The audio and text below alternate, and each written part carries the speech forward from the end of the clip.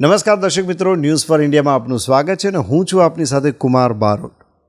દર્શક મિત્રો, સંગીત તે કોને પ્રિય ન હોય? હા, ઔરંગઝેબનું નામ કદાચ આપણા મનમાં આવે, પરંતુ ભારતમાં સામાન્ય રીતે સંગીત કોઈને પ્રિય ન હોય તેવું ન બને. અને તેમાંય જ્યારે ક્લાસિકલ, સુગમ સંગીત વગેરેની વાત આવે ત્યારે તો વાત કંઈક અલગ જ બની જાય છે. ભારતમાં ઉત્તર ભારતીય અને કર્ણાટકી આ બે રીતો પ્રચલિત છે ક્લાસિકલ સિંગિંગની. દર્શક મિત્રો, આજે આપણે એક એવી પ્રતિભાને મળવાના છીએ કે જેઓ ઉત્તર ભારતીય ક્લાસિકલ મ્યુઝિકમાં ઘણું મોટું નામ ધરાવે છે. આ નામ છે ડૉક્ટર તેજલબેન પાઠક. ડૉક્ટર તેજલબેને સંગીતમાં જ પીએચડી કર્યું છે.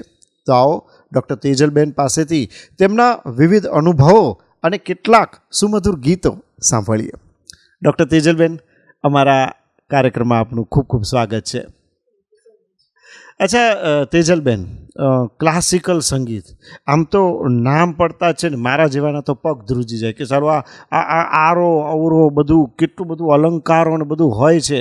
હવે તમને આ ક્લાસિકલ સિંગિંગનો શોખ ક્યારથી જાગ્યો? મારા પિતાશ્રી સ્વર્ગીય જગદીશચંદ્ર ભટ્ટ એ ખૂબ સારા ગાયક હતા. ખૂબ એમને સરસ કંઠ આપ્યો હતો ઈશ્વરે. અને મારી મમ્મી હતી, એને પણ સંગીત ખૂબ પ્રિય હતું. એટલે બંને જણા માતા પિતાના ખૂબ આશીર્વાદથી અને એમને ખૂબ ઈચ્છા થઈ કે મારો પણ કંઠ સારો હતો, એટલે મને શાસ્ત્રીય સંગીતની તાલીમ લેવા માટે એ લોકોએ પ્રોત્સાહન આપ્યું. એટલે અને પિતાજી ખૂબ સારા ગાયક હતા. આમ સેલ્સ ટેક્સ ઓફિસર હતા, પણ એઝ અ હોબી એ બધા જલસા, એ વખતે તો ફૈયાઝ ખાન સાહેબ ને બધા બહુ જ ઉચ્ચ કોટીના કલાકારો આપણે ત્યાં અમદાવાદના આંગણે આવતા હતા, તો પપ્પા અચૂક એ બધા જલસા એટેન્ડ કરે. ભલે રાતના 2-3 સવારના 4 થઈ જાય તો પણ આખી રાત એ વખત તો જલસા ચાલતા હતા બધા કલાકારોના. અને પપ્પા સાંભળવા જતા હતા, અને હું પણ જેમ મોટી થઈ તેમ પપ્પા મને જોડે લઈ જતા હતા.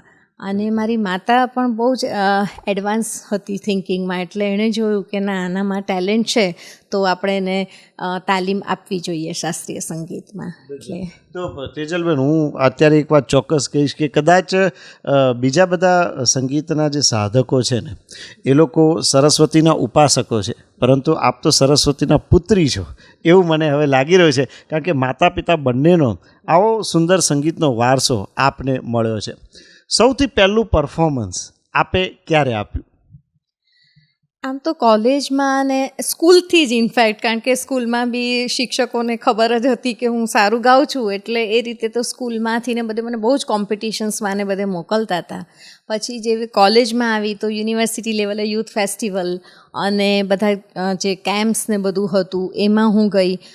દિલ્હીમાં ફર્સ્ટ વિમેન્સ કન્વેન્શન હતું જે રાજીવ ગાંધીએ ઇનિશિએટ કર્યું હતું, અને એમાં પણ અમે ગુજરાતમાંથી હું રિપ્રેઝન્ટ કરતી હતી ગુજરાતને. અને એ રીતે પછી આગળ મારી યાત્રા ચાલુ જ રહી છે.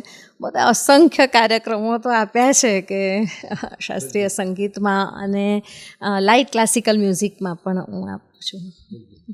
તો આપે તો ગુજરાતનું પ્રતિનિધિત્વ કર્યું છે. અચ્છા, હાલ આ સંગીતમાં આપની કોઈ ખાસ પ્રવૃત્તિ ખરી? હાજી, અત્યારના હું આરોહી મ્યુઝિક એકેડેમી કરીને મારી સંસ્થા ચલાવું છું, જ્યાં આપણે શુદ્ધ પ્યોર ક્લાસિકલ મ્યુઝિકની તાલીમ હું આપી રહી છું બાળકોને, અને લેડીઝને પણ આપી રહી છું. જેને ઘણાને રસ હોય પણ ના કરી શક્યા હોય એવી પણ ઘણી બધી લેડીઝ પણ આવે છે શીખવા માટે. અને ખાસ તો બાળકો માટે બહુ ઉપયોગી સાબિત થઈ રહી છે આ એકેડેમીના અમારી પ્રવૃત્તિ, કારણ કે આપણે બધા જાણીએ છીએ કે અત્યારના ખૂબ વેસ્ટર્ન ઇન્ફ્લુઅન્સ ને વેસ્ટર્ન મ્યુઝિક તરફ આપણા બાળકો જઈ રહ્યા છે. તો માતા પિતાને ખૂબ સારું લાગે છે જ્યારે અહીંયા આવી અને આપણું સંગીત શીખે છે અને એ રીતે કનેક્ટેડ રહે છે આપણી સંસ્કૃતિ સાથે. એટલે એક બહુ મોટી વાત છે, અને એનું મને બહુ સેટિસ્ફેક્શન છે. આ તમે બહુ જ સારી વાત કરી તેજલબેન, કે અત્યારે જે એક વેસ્ટર્નાઇઝ કલ્ચર આખું ઊભું થઈ રહ્યું છે, એમાં ખાસ કરીને આપ એવું અનુભવી જ રહ્યા છો કે બાળકોમાં જો ખરેખર ક્લાસિકલ સિંગિંગ શીખવવામાં આવે તો તેઓ ભારતીય સંસ્કૃતિની વધુ નજીક રહેશે. અચ્છા, આપે બહેનોની વાત કરી, બહેનો સ્વાભાવિક છે, ઘર અને હવે તો બહેનો બહાર બધું જ સંભાળે છે. આપ પણ એનું એક ઉદાહરણ છો. પરંતુ આપ બહેનો માટે શું કહેવા માગશો કે જો બહેનો ખરેખર સિંગિંગ, આપણે સંગીતની જ વાત કરીએ, ક્લાસિકલ લાઇટ વોકલ પછીની વાત છે કે એ લોકો કંઈ પણ ગાય પછીની વાત છે, પણ જો ખરેખર સંગીત બહેનો શીખે તો એ લોકોના જીવનમાં કેવો ફેરફાર તમે જોઈ શકો? એકચ્યુઅલી બહેનો જ્યારે મારી પાસે આવે છે ત્યારે બહુ જ ગભરાયેલી હોય છે, કારણ કે એમને શાસ્ત્રીય સંગીતનું એક તો નામ સાંભળીને એવું થાય છે કે મેડમ આ તો બહુ અઘરું છે, આ નહીં આવડે. પછી ધીરે ધીરે હું એ લોકોને એન્કરેજ કરું છું કે ના, તમે કરો, પ્રેક્ટિસ કરો, તમે તમારી રીતે રિયાઝ કરો તો કશું જ અઘરું નથી. પછી કે અમારે કંઠ નથી, આવો બધાને જેમ મીઠો કંઠ આપ્યો હોય ભગવાને એવી રીતે બધાને ના પણ હોય, તો એનો બી ઘણાને ડર હોય છે કે અમારે એટલો સ્વીટ વોઇસ નથી. ત્યારે પણ હું કહું છું કે તમે જેવો રિયાઝ કરશો, તમે જેવું કેળવશો તો તમારો કેળવાયેલો અવાજ છે એ સારો જ લાગવાનો છે અને એના લઈને એ લોકોને એક બહુ બૂસ્ટ મળે છે. એકચ્યુઅલી મારે ક્લાસમાં જે પણ લેડીઝ આવે તે પછી એક વખત જોઈન થાય પછી એ લોકો એક પણ ક્લાસ મિસ નથી કરતી, કારણ કે એમને ખબર નહીં બહુ જ ઇનર પીસ અને હેપીનેસ લાગે છે ખૂબ. અને આપણું શાસ્ત્રીય સંગીત છે બહુ સોલફુલ મ્યુઝિક છે, એટલે ખબર નહીં જ્યારે પણ આવે છે ત્યારે બધી ઘરની ચિંતા, જે દીકરા દીકરીની ચિંતા હોય, બધું મૂકીને અહીંયા એકેડેમીમાં આવતા હોય જ્યારે શીખવા માટે, ત્યારે એ લોકો પોતાની જાતને બહુ રિલેક્સ માને છે. અને મારે પ્રોફેશનલ્સ પણ આવે છે, લાઈક ડૉક્ટર્સ, લોયર્સ, એ પણ સ્ટ્રેસ બસ્ટર તરીકે આપણું મ્યુઝિક ખૂબ ઉપયોગી થાય છે. મારું ચોક્કસ. બેન, આપે આજે વાત કરીને કે સ્ટ્રેસ બસ્ટર છે, બહેનો આવે છે ત્યારે પોતાની ચિંતા બહાર મૂકીને આવે છે. જે પ્રોફેશનલ છે એ લોકો પણ કોઈક ને કોઈ સ્ટ્રેસમાં રહેતા હોય છે, કારણ કે અત્યારની જે જીવન છે ભાગદોડ ભરી લાઈફ છે. હવે સંગીતનો ચિકિત્સા તરીકે પણ અત્યારે ઉપયોગ થવા લાગ્યો છે. તો આપના મતે જે જાણીતા કેટલાક 2-4 રોગો છે, દાખલા તરીકે બ્લડ પ્રેશર છે, ડાયાબિટીસ છે, હાર્ટ છે, આપના મતે આવા જે રોગો છે જાણીતા, એવાના કોઈ એક રાગ એમાં કયા કામમાં આવે છે અને કયું એમાં સોંગ હોય એના 2 લીટી જો તમે આપી શકો તો મને લાગે છે કે દર્શકોને ખૂબ મજા આવશે. જી. સૌથી મોટો જે રોગ અત્યારના આપણે જોઈએ છે એ ડિપ્રેશનનો છે.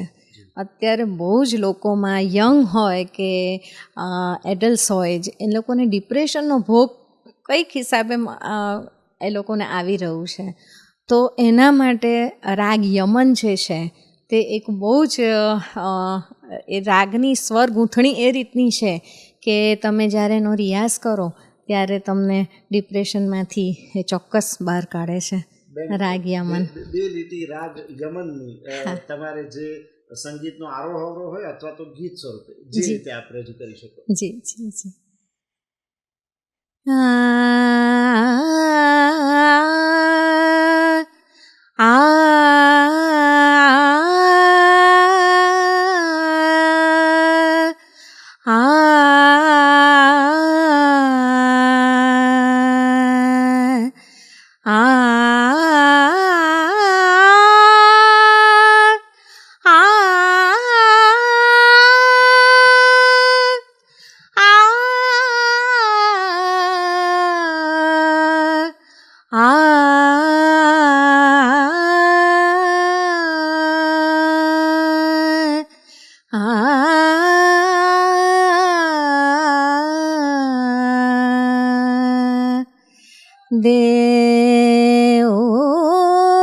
દેવદાન મોહે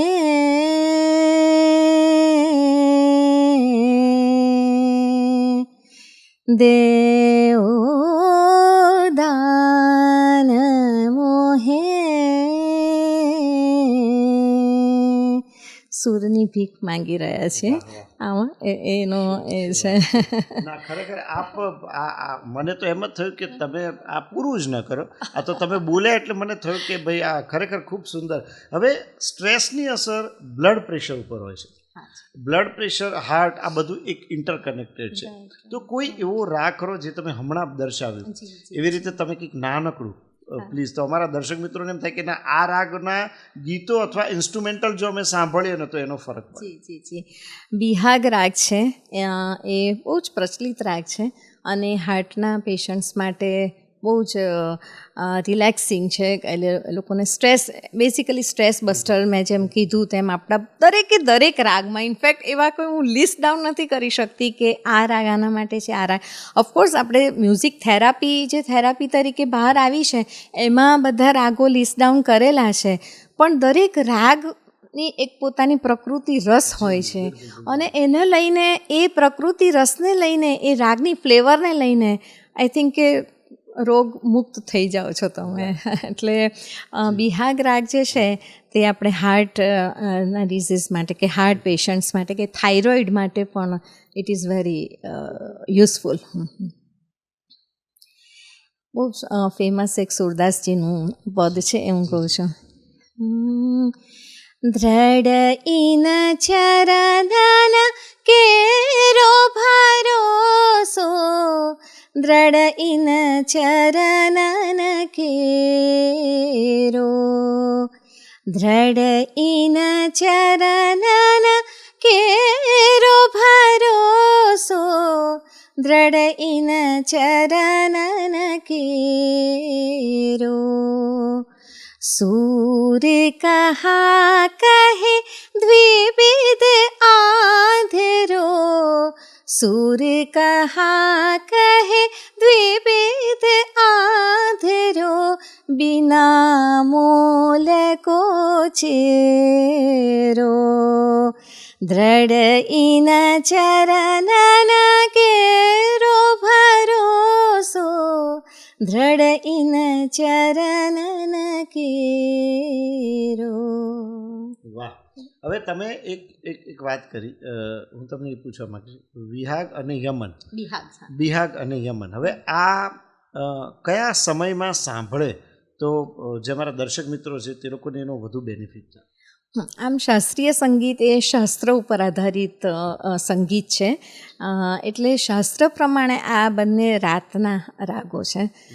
અમારા બધા જે રાગો છે એને પ્રહર પ્રમાણે ડિવાઈડ કરેલા છે, એટલે આ જે છે તે રાત્રિના બીજો પ્રહર, પ્રથમ પ્રહર એમાં ગાવામાં આવે તો વધારે ઇફેક્ટિવ થાય છે. અચ્છા, એ સમયમાં સાંભળવામાં આવે તો પણ એ વધારે પ્રહર એ સમય આપણા જે ક્લોક છે એ પ્રમાણે કયો? હા, આમ 9 વાગ્યાથી ચાલુ થાય આપણો રાત્રિનો પ્રથમ પ્રહર. બાકી પછી સાંજના રાગો હોય એ રીતે, પ્રાતઃકાલીન રાગો, પછી બપોરના રાગો, સવારના રાગો, પછી બપોરના રાગો, પછી મિડ આફ્ટરનૂન જે આપણે કહીએ એ મિડ આફ્ટરનૂનના રાગો, હા 4થી, હા પછી સાયંકાલીન રાગો એટલે કે સાંજના રાગો, અને પછી રાત્રિના રાગો ચાલુ થાય.